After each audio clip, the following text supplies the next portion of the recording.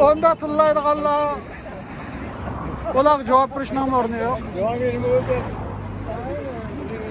Today is 7th day of Chanukah, Jewish festival day, and we are gathered here with a number of faith group protesting Chinese government in front of the Chinese embassy in Ottawa for their crime committed against Uyghur people and the genocide.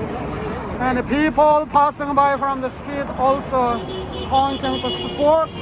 And this is great gathering, and thank you everyone for coming and participating, be part of this excellent celebration. And a candle is burning. The tiny light is the hope of humanity, and it keeps burning. Thank you.